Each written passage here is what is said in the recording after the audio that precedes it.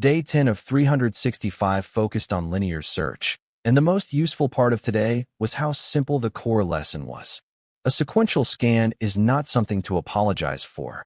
If the data is unsorted and I only need one answer, a left-to-right pass is often the cleanest and most honest baseline. That sounds obvious, but it matters because many problems try to make me feel like I need a more advanced technique before I have even checked whether the basic scan already fits the situation. The first topic was searching in an unsorted array. That is the cleanest case for linear search. If I do not have order, I cannot use binary search. If I do not want to spend time sorting because the query is one-off, then a simple scan is exactly right. The useful habit here is to match the tool to the data shape. Unsorted input plus one query often means one pass is enough. That made me think differently about O of n today. Early on, it is easy to hear about logarithmic search and start treating linear work like a bad answer. But linear time is only bad if the problem gives me a better structure and I ignore it.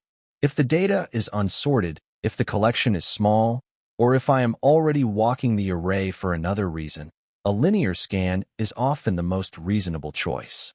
Simplicity is part of performance judgment too. The second topic was finding a missing number in the range from 1 to n. There are multiple ways to solve that family of problems, but the useful lesson this early is not memorizing one favorite trick. The lesson is to notice what state I need while scanning. Maybe I mark which values I have seen. Maybe I compare what is expected against what appears. Either way, the problem becomes manageable when I preserve the right information as I move forward. That is what connects missing number problems back to linear search. I am still doing one pass over the data and asking what I can learn during that pass. That is the same habit I used yesterday with max, min, and second largest values. The wording changes, but the underlying skill is similar. Scan deliberately, update the right state, and avoid extra passes unless they buy something meaningful. The third topic was checking whether an array is already sorted. I like this example because it shows that scanning is not only about finding a target. Sometimes the goal is to verify a global property. In this case, I compare each element with the one before it. The moment I see a drop, I know the array is not sorted and I can stop. That is a clean example of verifying an invariant with an early exit. That early exit detail matters because it keeps the scan honest and efficient. I am not forced to read the entire array if the answer becomes obvious halfway through. That is a small thing, but it is part of writing better loops. The same pattern shows up later in validation problems, monotonic checks, and any situation where one bad pair or one broken condition is enough to reject the input. Another reason Day 10 mattered is that it made search feel broader than just locating a value. Today included finding a target, detecting a missing value, and verifying sortedness. All three are scan-based problems, but each one asks for a slightly different mindset. One looks for equality. One preserves state about what has been seen. One checks whether a property keeps holding. Seeing those differences helped linear search feel like a family of useful loop patterns rather than a single trivial algorithm. This also connects to production code more than the topic title suggests.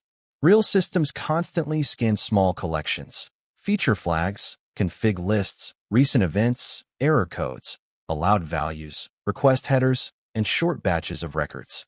Not every lookup deserves indexing or sorting. Sometimes the correct engineering choice is a readable pass over a bounded collection because the data size makes that trade-off perfectly acceptable. So the main takeaway from Day 10 was that linear search deserves to be treated as a deliberate baseline. For unsorted arrays, it is the honest first tool. Missing number problems show how much a scan can accomplish when I preserve the right state. Sortedness checks show how to verify an invariant and stop early. None of that is flashy, but it is exactly the kind of judgment that makes later problems easier to approach. That is what made today useful. One clean pass started feeling like a decision, not a compromise. One more refinement worth naming is the Sentinel version of linear search. By placing the target at the end of the array before I scan, I remove the bounds check from the inner loop and test only for equality. It rarely matters at small sizes, But it is a clean reminder that even the simplest scan has a tuning knob, and that I should reach for it only when a profiler says the bounds check is actually costing something. The lesson is not the trick itself. It is that a baseline can stay a baseline and still leave room to optimize deliberately later.